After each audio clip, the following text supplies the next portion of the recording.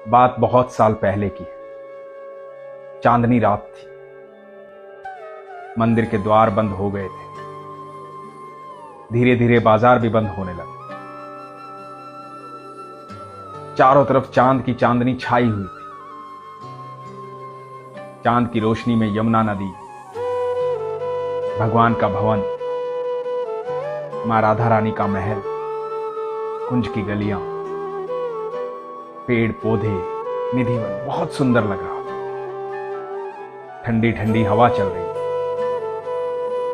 कुछ एक लोग पान की दुकान पर खड़े थे। पान की दुकान से एक व्यक्ति अपने घर की तरफ बढ़ा और उसने देखा कि रात्रि के 11 बज चुके हैं।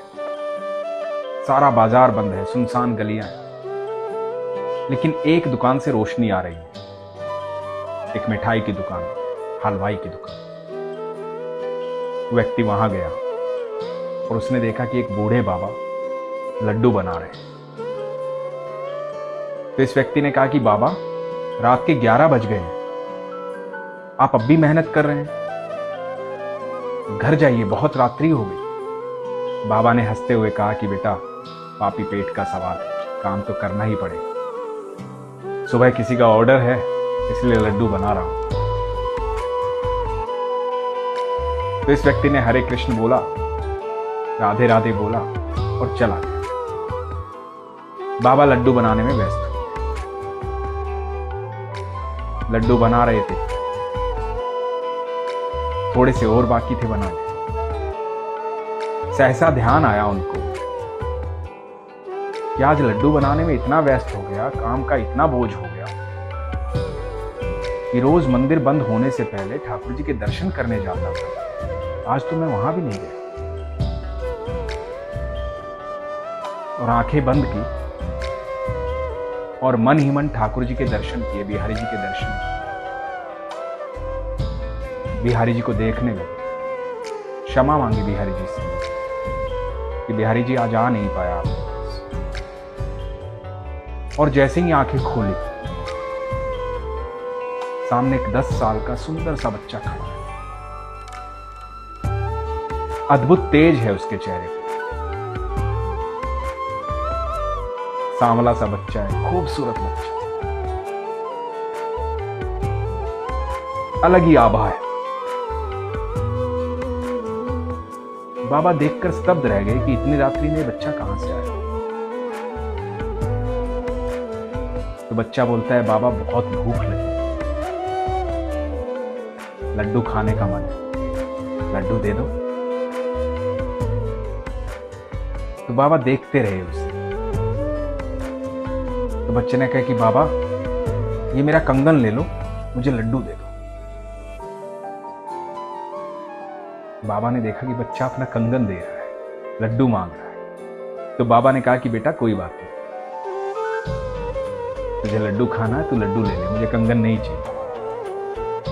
तुझे और भी कुछ खाना है मेरी दुकान से तो ले ले, मुझे कुछ नहीं चाहिए, ले ले बेटा।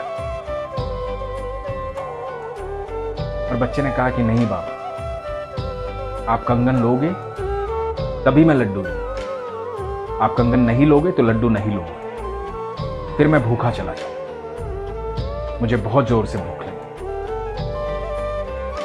तो बाबा ने मन रखने के लिए कहा कि ठीक है, कंगन दे दे। बाबा ने सोचा कि जब लड्डू खा लेगा तो इसको कंगन वापस कर दे। बच्चे ने कंगन दिया, बाबा ने दोनों हाथों में लड्डू दे दिए। बाबा इधर कंगन लेके रखने लगे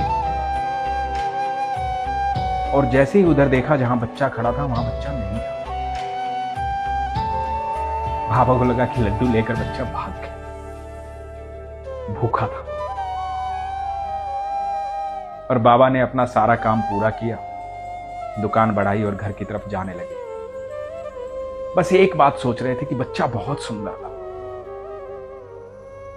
और संस्कार कितने नेक थे। मुफ्त में नहीं लेना चाहता था, चाहता था कि खाना है लेकिन कंगन ले लो तब खाऊं।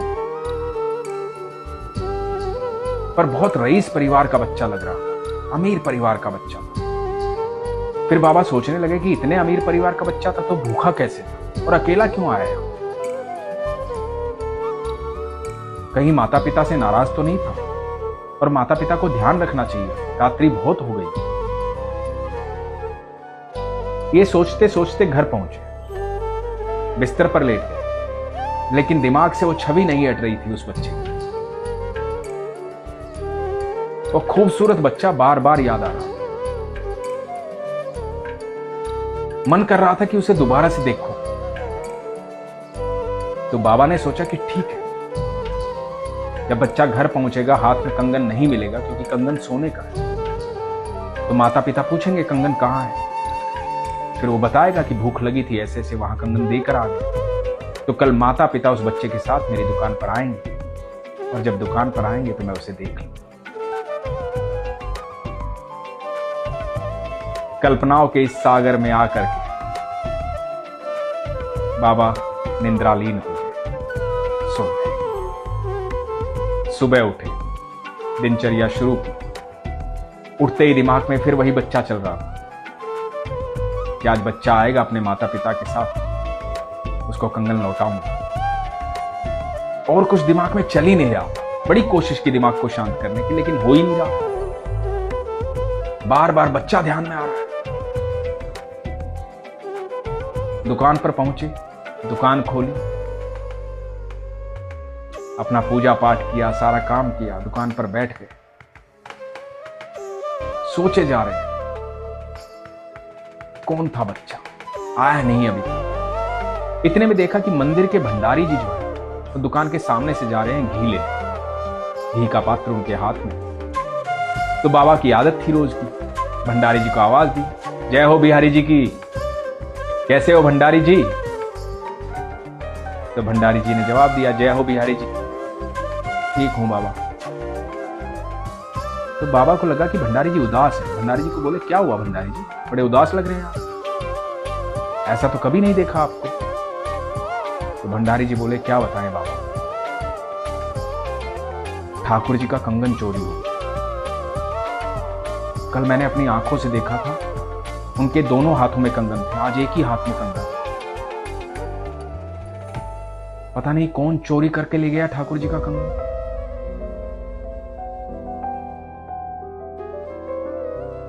और ये बात इधर भंडारी जी कह रहे थे, और इधर बाबा जो है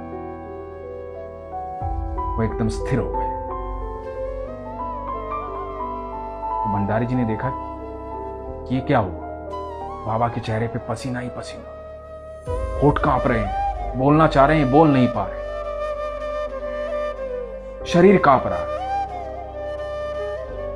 बाबा को एहसास हो चुका था कि ठाकुर जी से मिल चुके हैं। ठाकुर जी आए थे अर्धरात्रि में, लेकिन कैसे बोले। ठाकुर जी को देखने के बाद जुबान कहां रह जाती है आदमी के मुंह में।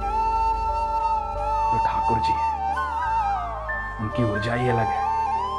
पूरा ब्रह्मांड उनकी ऊर्जा से चलता है, तीनों लोक उनकी ऊर्जा से चलते हैं। उन्हें देखने के बाद बोले कैसे को। भंडारी जी ने कहा, क्या हुआ बाबा। बड़े कांपते हाथों से वो कंगन उठाया। भंडारी जी से पूछा, क्या ये ठाकुर जी का कंगन है। भंडारी जी बोले, बाबा आपके पास कहां से आया, यही ठाकुर जी का कंगन। बाबा ने सारा वृतांत बताया। आंखों से अश्रु बह रहे थे। बता रहे थे, मेरे कन्हैया रात को आए थे मेरे पास, भूखे थे मेरे कन्हैया। बोले, कंगन ले लो बाबा, मुझे लड्डू खाने। कंगन नहीं लोगे तो लड्डू नहीं लूंगा, भूखा चला जाऊं। और बाबा रोते रहे, सारी बात बताते रहे। भंडारी जी को याद आया कि कल रात्रि में ठाकुर जी को लड्डू का भोग ही नहीं लगाया।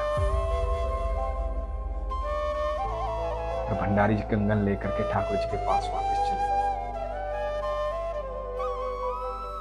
इधर बाबा अपने कन्हैया को याद करते रहे, कृष्णा को याद करते रहे। यही माया है मेरे ठाकुर, आप दिल से याद करो, वो प्रकट हो जाते हैं। वो कभी भी, कहीं भी, कैसे भी, किसी के पास भी आ सकते हैं। आप जानते नहीं हैं, आप सबके साथ वो हर पल रहते हैं, आप दिल से याद नहीं करते। और जब आप दिल से याद करोगे, आत्मा से याद करोगे, आप यकीन मानना ठाकुर जी आपके सामने आ जाएंगे। बाबा को याद आया था कि आज मंदिर नहीं गया, आंखें बंद करके मानसिक पूजा कर लेता हूं, मेरे ठाकुर को देख लेता हूं। जैसे ही ठाकुर का ध्यान किया, ठाकुर जी सामने। यही तो माया है उनकी। एक बार दिल से याद करके देखो, यकीन मानना ठाकुर जी आपके साथ खड़े। वो तो रहते हैं आपके साथ। उन्होंने श्रीमद् भगवद गीता में कहा है, मैं हर जीव के साथ साक्षी भाव में रहता हूं, हर पल रहता हूं। आप एक बार पुकार के तो देखो ठाकुर, अपने आप आपको अनुभूति हो जाएगी कि कृष्ण आपके साथ है, प्रभु आपके साथ।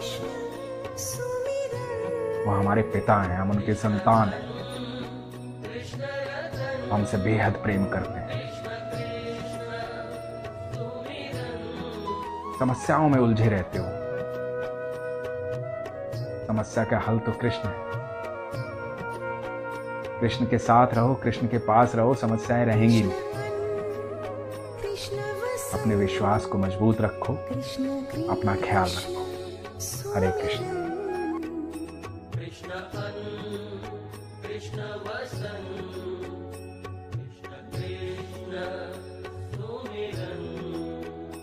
कृष्ण धुन कृष्ण बन, कृष्ण कृष्ण सुमिरन, कृष्ण धुन कृष्ण बन, कृष्ण कृष्ण सुमिरन।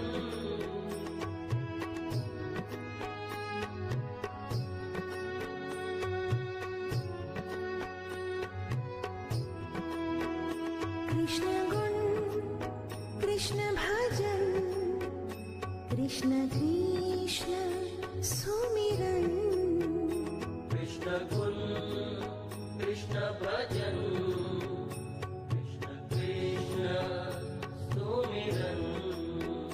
कृष्ण चैन कृष्ण सुकून, कृष्ण कृष्ण सुमिरन, कृष्ण चैन कृष्ण सुकून, कृष्ण कृष्ण सुमिरन।